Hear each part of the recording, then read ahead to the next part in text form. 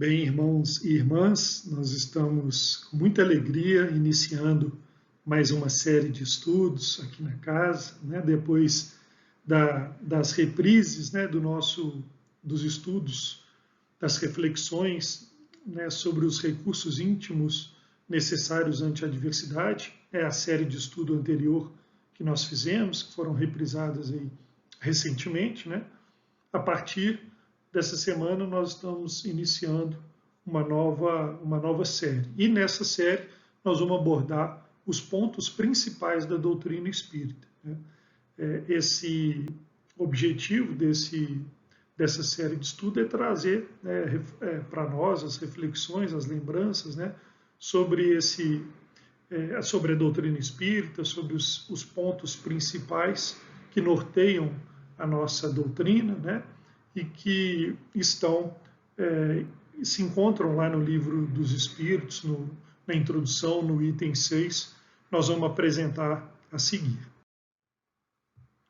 Então, esse resumo constante do item 6 da introdução do Livro dos Espíritos, que é o embasamento aqui para esse nosso programa, e que é apresentado lá no programa fundamental, do tomo 1, do estudo sistematizado da doutrina espírita da FEB, a Federação Espírita Brasileira.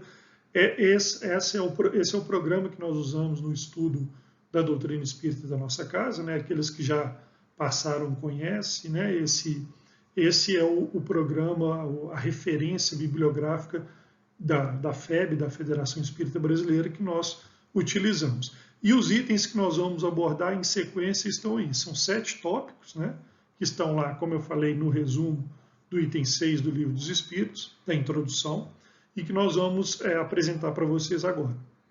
Deus, Criador do Universo, o primeiro, né? O segundo, o mundo dos espíritos. O terceiro tópico, a reencarnação dos espíritos.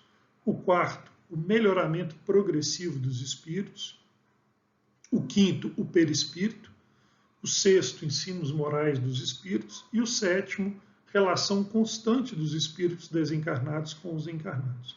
Então, esses 7 tópicos que nós dividimos, né? Eu vou mostrar na sequência como que nós dividimos o programa para que a gente possa ter, né, como eu falei, esta série em 13 semanas, serão 13 estudos nas próximas semanas, trazendo aí, como eu falei, reflexões sobre esses 7 itens, 7 tópicos principais, que são, como eu falei, elencados aí como os principais pontos da doutrina espírita.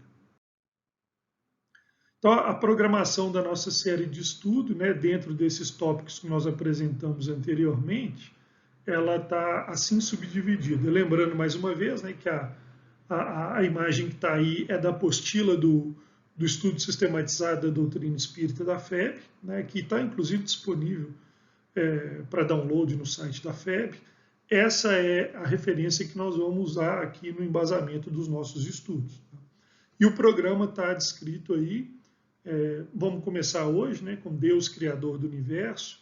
Hoje nós vamos trabalhar provas da existência de Deus, né?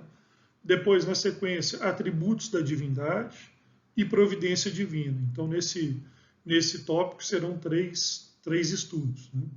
Depois nós vamos estudar sobre o mundo espiritual.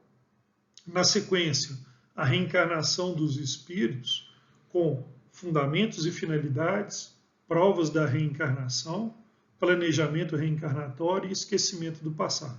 Serão, portanto, 4 estudos nesse tópico. A seguir, melhoramento progressivo dos espíritos. Na sequência, perispírito, parte 1 e 2, nós teremos 2 estudos sobre o perispírito. Ensinos morais e finalizando com relação constante dos espíritos encarnados com os encarnados, ou se preferirem, né, a comunicabilidade dos espíritos, totalizando assim 13 estudos, né, 13 semanas que nós estaremos juntos a partir dessa semana. Bom, então, iniciando, né, o primeiro tópico, Deus, Criador do Universo, né, como eu falei, serão 3 semanas nessa abordagem, né, que nós começamos hoje com as provas da existência de Deus.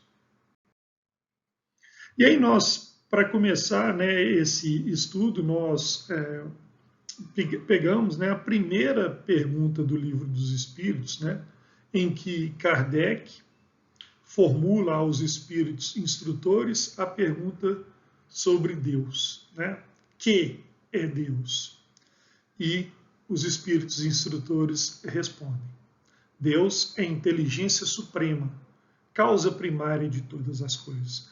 É muito importante que nós possamos trazer essa definição, né, que está lá na primeira questão do Livro dos Espíritos, aqui abre, né, essa que é a obra básica, né, da codificação, uma das, né, e que já nos dá nessa definição, uma ideia sucinta, né, resumida, que os espíritos superiores nos trouxeram, dentro do nosso tamanho espiritual, né, dentro da capacidade que nós temos de assimilar a ideia de Deus, né, mas que já diz muito, né, pois essa definição não limita, né, parafraseando Leon Denis, né, e essa frase está lá na apostila, né, de referência que nós falamos, da FEB no tópico sobre as provas da existência, né, como que podemos definir e limitar, né, portanto, o ser que preenche o tempo e espaço, que jamais poderá ser medido por seres limitados pelo tempo e pelo espaço, né? Então, daí, por essa definição de Leon Denis, né, que está Depois da Morte, né, na obra Depois da Morte, nós temos já uma ideia de que nós somos muito limitados, né, para poder definir, né, o Criador, né, a inteligência suprema, o Criador de todas as coisas. Então, essa definição que os espíritos instrutores nos trouxeram, né, naquela que é a pergunta que abre, né, uma das principais obras da codificação, que é o Livro dos Espíritos, né, nos traz uma segurança, né, uma ideia que define sem limitar, né, e que nos traz, né, sim, a certeza de uma inteligência muito acima, né, da inteligência humana, né, e que também, né, traz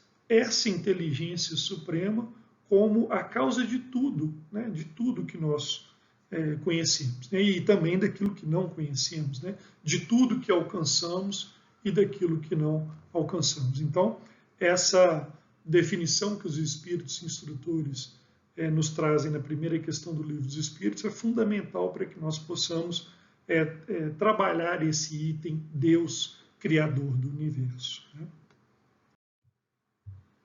E aí nós vamos para a pergunta que está lá na questão 4 do Livro dos Espíritos, né, e que já vai diretamente ao tópico, né, que nós vamos trabalhar nesse estudo, né, que são as provas da existência de Deus, né? Então, Kardec formula a seguinte pergunta para os espíritos instrutores: onde se pode encontrar a prova da existência de Deus?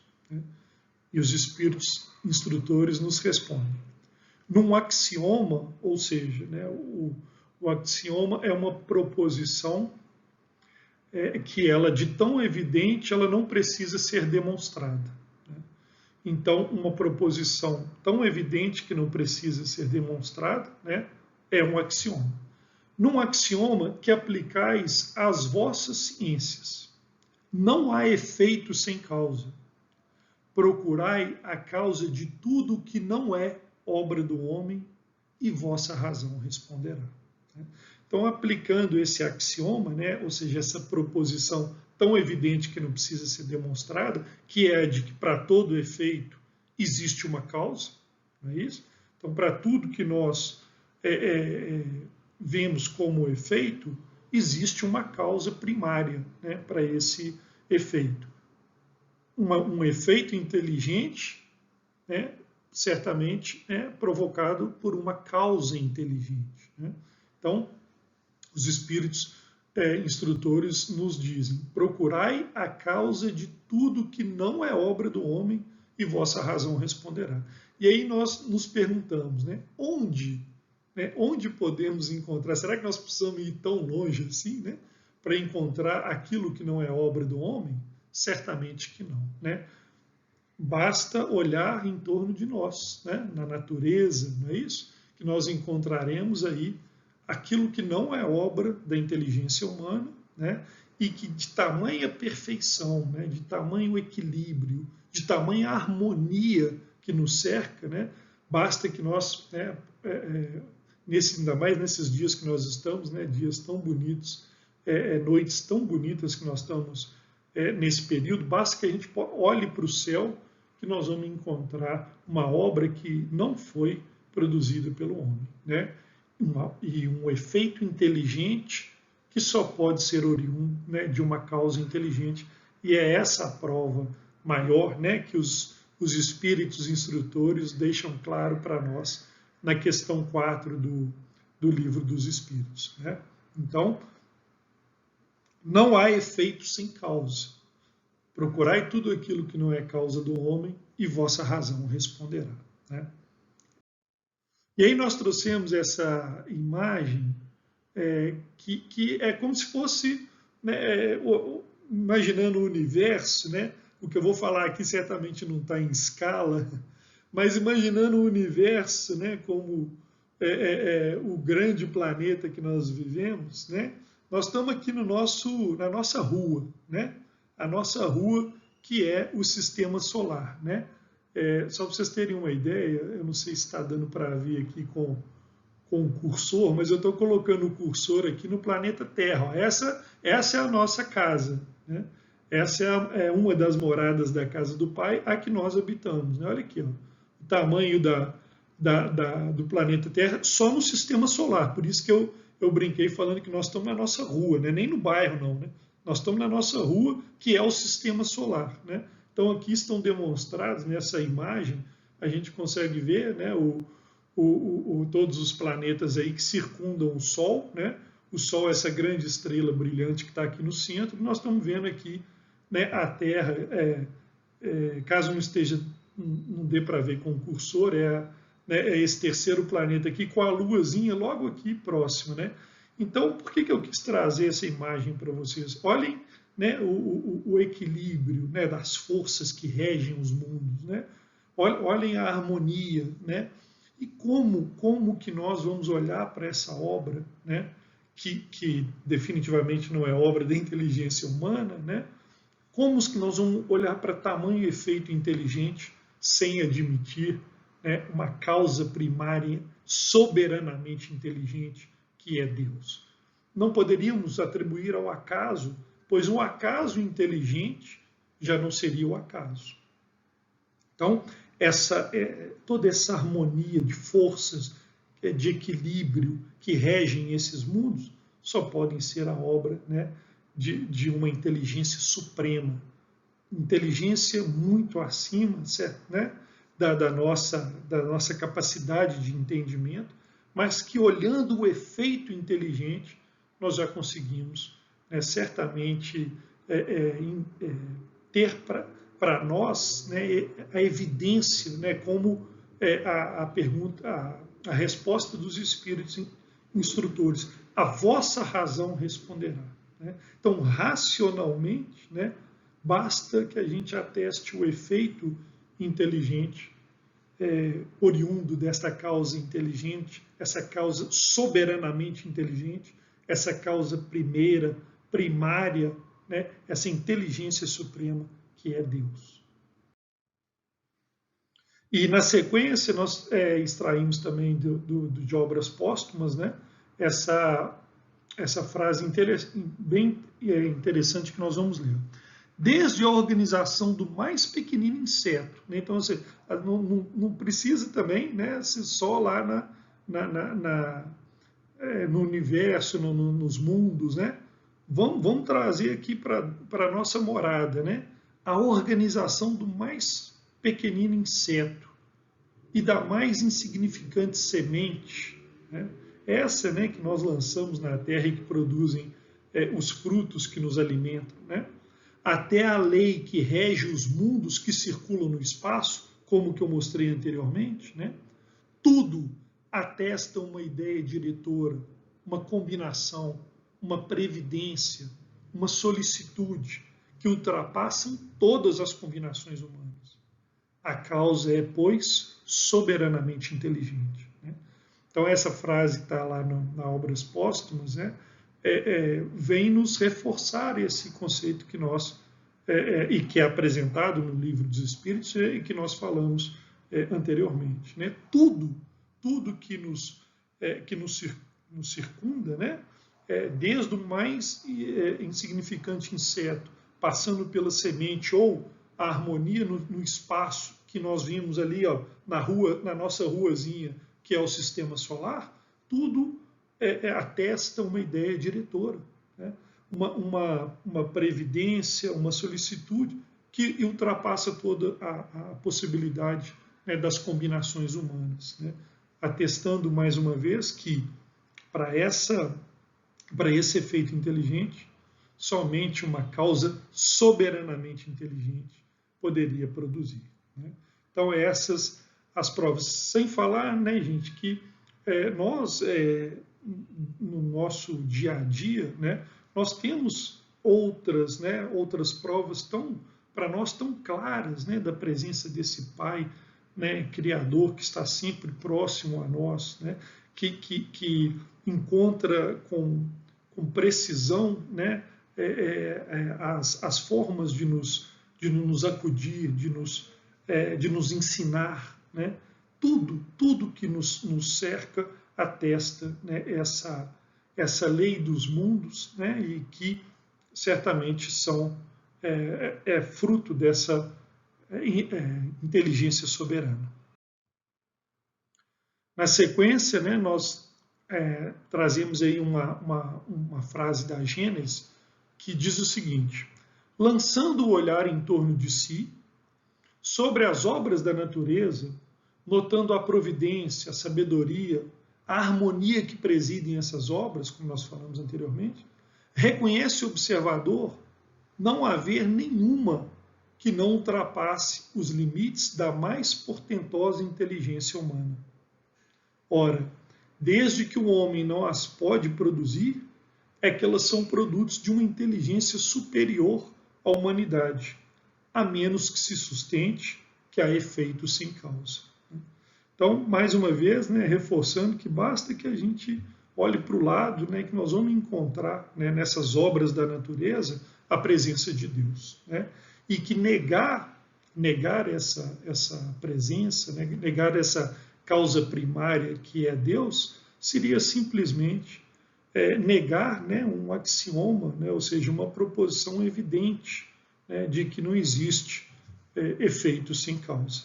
Ainda mais, reforçando, né, um efeito tão inteligente quanto esse que nos cerca, né, com toda essa harmonia, com toda, né, essa clareza, né, que Deus coloca ao nosso redor, não há como negar, né, pois, mais uma vez, né, reforçando, atribuir essa obra ao acaso seria dizer que existe acaso inteligente, o que não pode ser verdade, não é isso?